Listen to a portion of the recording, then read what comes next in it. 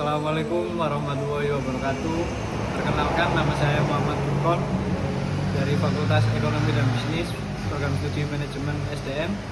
Tujuan saya membuat video ini untuk ujian akhir semester teori pengambilan keputusan.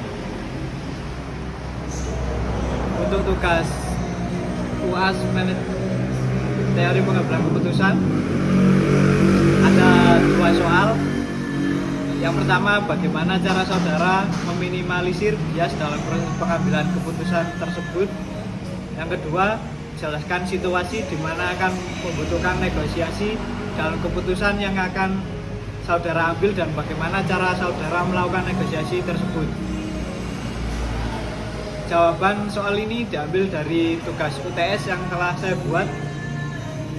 Untuk jawaban yang pertama, bagaimana cara saudara meminimalisir bias dalam proses pengambil keputusan tersebut. Untuk meminimalisir bias dalam proses pengambilan keputusan, saya menggunakan beberapa pendekatan analitis dan reflektif.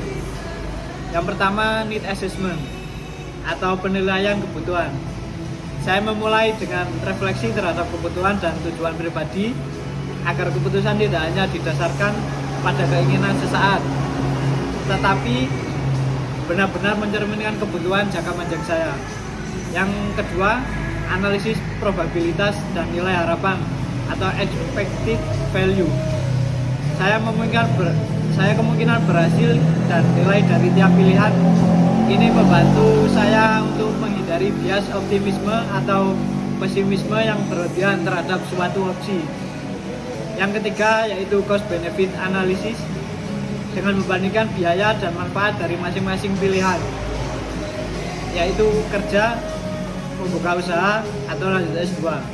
Saya berusaha mengambil keputusan yang rasional berdasarkan data dan pertimbangan logis, bukan semata-mata emosi atau tekanan sosial.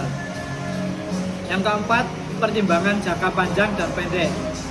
Saya berusaha berpikir strategis dengan memetakan dampak dari keputusan tidak hanya dalam waktu dekat, tapi juga bagaimana itu memengaruhi masa depan saya.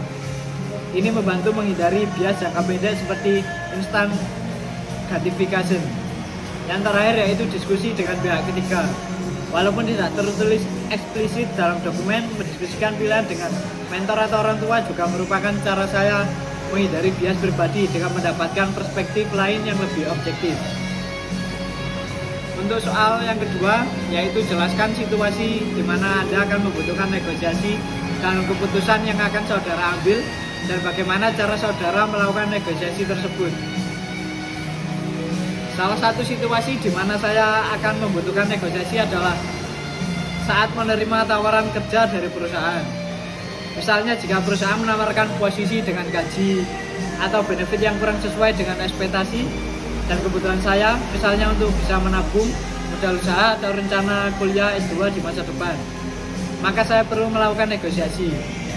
Cara saya melakukan negosiasi adalah sebagai berikut. Yang pertama, persiapan data dan alasan rasional.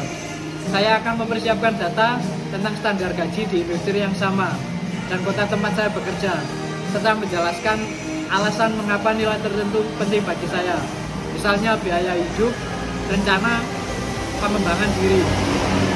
Yang kedua, menunjukkan nilai diri. Saya akan menekankan kontribusi yang bisa saya berikan, pengalaman selama kuliah, magang, atau proyek, agar perusahaan memahami bahwa saya layak untuk kompensasi yang lebih baik. Ketiga, fleksibel dan solutif. Saya akan terbuka terhadap alternatif solusi seperti tunjangan lain, fleksibilitas kerja, atau insentif tambahan jika kenaikan gaji tidak memungkinkan di awal. Yang keempat, komunikasi asertif dan profesional. Saya akan menjaga komunikasi tetap sopan dan profesional, menghindari sikap menuntut, tapi tetap tegas terhadap nilai dan kebutuhan saya. Dengan pendekatan ini, saya percaya negosiasi bisa menjadi win-win solution di mana saya mendapat apa yang saya butuhkan tanpa merugikan pihak perusahaan. Sekian video yang saya buat untuk tugas UAS teori pengambilan keputusan.